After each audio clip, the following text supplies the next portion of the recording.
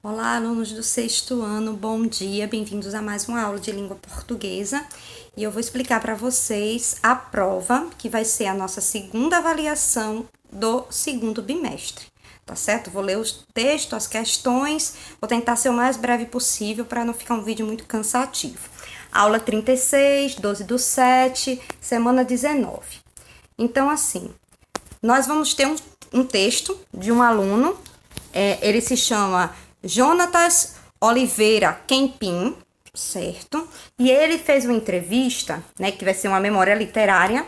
Ele entrevistou a senhora Terezinha von Rondon Gonçalves, e esse texto é lá de Rondônia, tá certo? Então, eu vou ler o texto para vocês, ok? Depois vocês vão ter que ler também, né, para responder as questões. Era no tempo, o título, né? O tempo, o chiado e as flechas. A pessoa fica pensando, né? Tempo, chiado e flecha, o que tem a ver? Vamos ler o texto. Era no tempo das matas virgens. Os espigões de Espigão d'Oeste, que é o nome da cidade, tá? Espigão d'Oeste, eram cobertos de cerejeiras, mognos, cedros, jatobás, ipês e de imensas castanheiras. São imensas árvores, tá? São árvores aí, ó. Cerejeira, mogno, cedro, usa muito mogno para fazer móvel. Os rios e igarapés tinham vida e eram limpos.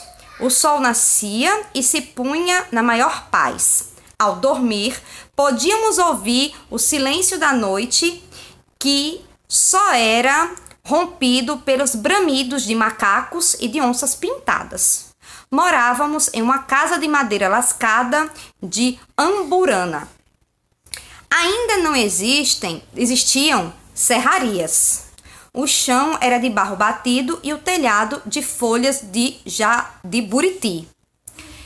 Pelas frestas das paredes, o vento nos visitava, deixando nossas noites sempre fresquinhas. Andava pelas matas, ouvindo os sonoros cânticos dos pássaros. Olhava para o céu e via a moldura que envolvia a natureza. Por algum tempo, tive a certeza de que aqui era o paraíso. Era um território indígena. Era o paraíso da tribo Suruí. Daquele tempo, do que minha mente não escapa, foi a manhã do dia 17 de julho do ano de 1973. Fazia um calor insuportável. O sol ardia vermelho no céu. A fumaça ardia cinzenta em meus olhos e as fuligens desciam como se chovesse. Havia queimadas por todos os lados. Precisávamos de pasto. Queríamos o progresso. Na cozinha, somente uma cuia, uma moringa, 2 panelas de pedra e uma panela de pressão ornamentavam o ambiente junto do fogão a lenha. Nessa manhã, meu filho mais velho brincava no terreiro e eu, dentro de casa, preparava o almoço.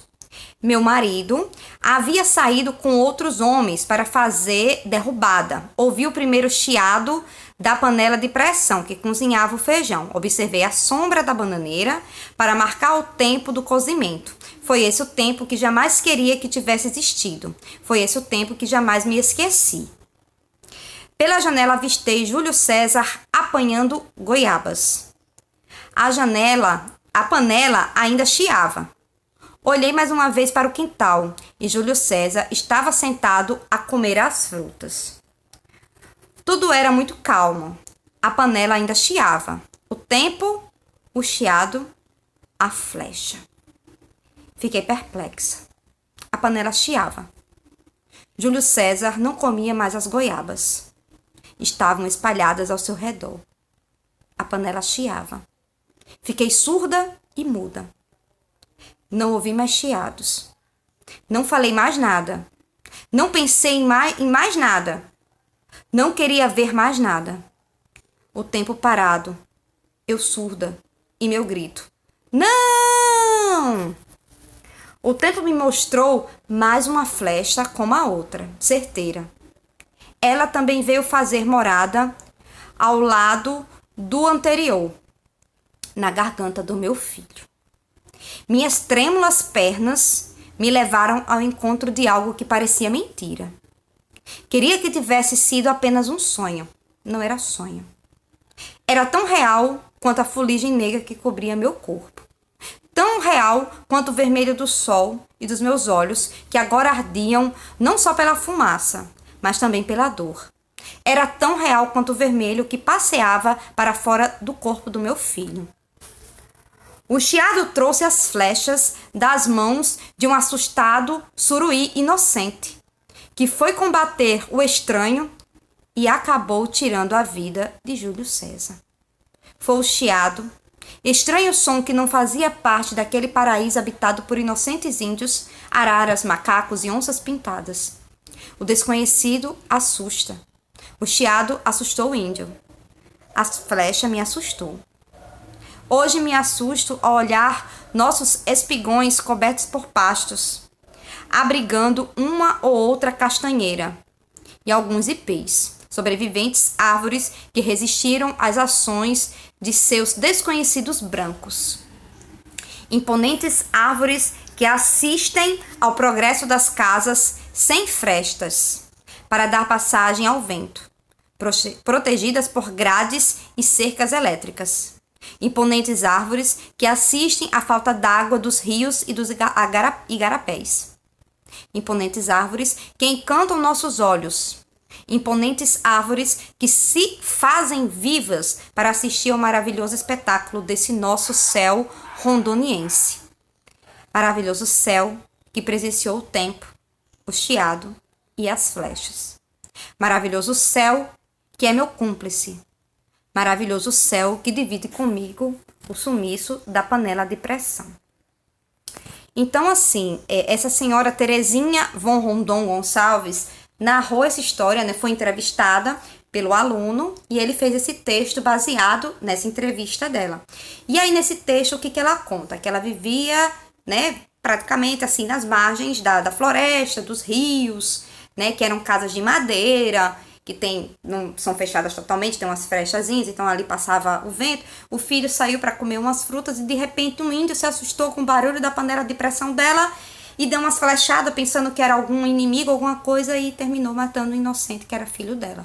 Isso aí foi o que marcou como lembrança para ela desse passado, quando ela vivia nessa casa e infelizmente o filho dela veio a falecer morto por flechas de índio. Né? Então, esse é o texto que ela conta. Aí, agora vamos às questões. Qual o principal acontecimento, que eu digitei aqui, que o principal, mas eu vou ajeitar, tá?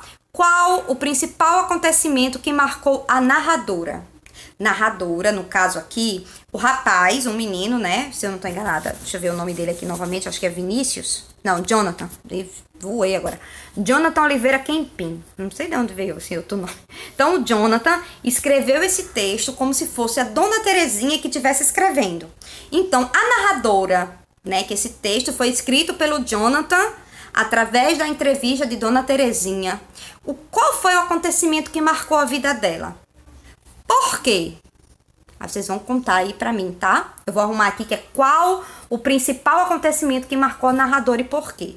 Tá certo? Você vai me dizer aí sua resposta. São só respostas de escrever, tá joia? 2.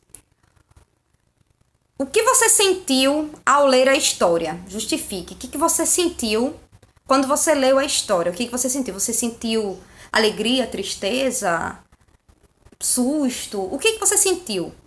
E você vai dizer por quê. Eu senti tal coisa por causa disso, disso, disso. Você vai dizer por quê, né? Você vai justificar por que você teve aquele sentimento. Isso aqui é uma resposta pessoal. Cada pessoa vai pensar de um jeito, né? Então, o que foi que você sentiu? Aí você vai dizer, justificar por que você teve esse sentimento. 3. Que personagens aparecem na narrativa? No texto. Quais são os personagens que aparecem no texto? Aí você vai dizer tal, tal e tal. Uma resposta bem curta, certo? Você vai dizer quais são os personagens, quem é que faz parte lá da história, tá bom? Os personagens da narrativa desse texto de memórias literárias. Que parte da história chama mais sua atenção? Também é bem pessoal, né? Qual a parte da história? Que parte da história chama mais sua atenção? Por quê? Você vai dizer, Me chamou a atenção isso aqui e por causa disso, disso, disso. Você vai dizer por quê, tá bom? 5. Em que tempo acontece a narrativa? Qual o tempo? Quando foi que aconteceu essa história? Tem no texto. Tá lá bem direitinho, tem lá o tempo. Quando foi que aconteceu a história e você vai colocar aí, tá? No número 5. 6. Em que espaço acontece a história? Ou seja, em que lugar acontece a história? Essa história foi contada em qual local? Em qual lugar? Foi na cidade grande? Onde foi? Você leu a história, vai ter que ler de novo, né? E vai dizer aonde aconteceu essa narrativa, esse texto de memórias, tá? 7. O texto apresenta o narrador personagem ou o narrador observador? O que é o narrador personagem? O narrador personagem é aquele que a gente já viu no exercício da semana passada. Se vocês copiaram no caderno, vocês vão poder olhar no caderno e ver lá, certo? E eu já expliquei isso aqui, vou explicar de novo. O narrador personagem é aquele que faz parte da história e conta a história. Eu estava na minha casa, eu saí, eu fui no mercado, eu varri minha casa, eu fiz isso, eu fui na rua, eu estava na floresta, eu estava na cidade, eu.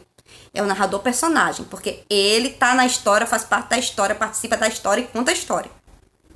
O narrador observador, ele não participa, ele vai contar uma história de uma outra pessoa. É como se você visse um fato e fosse chegar em casa e fosse contar. Olha, mãe, pai, meu irmão, minha irmã, tio, tia, vizinho, amigo. Aconteceu isso assim, assim. Eu vi uma pessoa e aconteceu isso com ele, com ela. É o observador. O narrador personagem é aquele que participa e fala da história. O narrador observador, ele só observa. Por isso que o nome dele é observador, porque ele só observa. Ele olha e conta a história, ele não participa. Tá? Você vai dizer qual dos dois é, se é narrador personagem ou narrador observador que conta a história aí, né? Qual é o que vai apresentar no texto. 8. Que expressões do texto demonstram que o narrador está se lembrando de algum fato? Então, você pode ver um trecho do texto, alguma coisa que você pode provar para mim. O que é que leva a crer que a pessoa está lembrando de alguma coisa e está escrevendo esse texto? Que expressões do texto demonstram que o narrador está lembrando de uma história? Você vai tirar aí do texto e mostrar para mim. Ele lembra do texto porque ele fala desse jeito assim, tá? Você vai ver aí no texto. 9. Que sentimentos são expressos durante um enredo? Dentro do texto, quais são as expressões, né, que a narradora, ela conta do texto? São sentimentos felizes, sentimentos tristes, sentimentos de medo, sentimentos de horror? Que tipo de sentimento é? De ódio, de raiva, de amor? Quais são os sentimentos que são escritos aí no texto? Aí você vai me dizer quais são os sentimentos que aparecem. E a última questão, que é a questão 10. Hoje, que acontecimentos são registrados no lugar onde vive o narrador? Tá também lá no texto. No finalzinho do texto, ela conta como é que tá essa cidade agora. A cidade tá assim, assim, os prédios, as casas. Ela conta aí. Que antes era de um jeito e hoje é de outro jeito, completamente diferente. Então, você vai dizer como é essa diferença, né? Como é hoje em dia o local aonde se passou essa história. Como é hoje. E você vai enviar para mim e pronto. Se vocês não conseguirem mandar o formulário, vocês vão fazer no caderno, né? E tira a foto e manda pra mim, tá bom? Qualquer dúvida, eu vou estar no Meet, tá bom? Pra tirar a dúvida de vocês. Se eu explicasse por lá, eu podia demorar muito e aqui vai ser mais breve, tá? Mas eu tô lá. Professora, eu não entendi o 2, explique de novo o 3, o 4. Eu explico lá de novo, tô à disposição. É como se eu estivesse numa sala de aula e vocês chegassem pra mim e perguntavam alguma coisa. No WhatsApp eu só posso digitar, não consigo falar. No Meet eu consigo, tá bom? Então, um beijo, fiquem com Deus, que Deus abençoe vocês, boa sorte, ótima prova, tá bom? E qualquer coisa eu tô por aqui, tchau, tchau.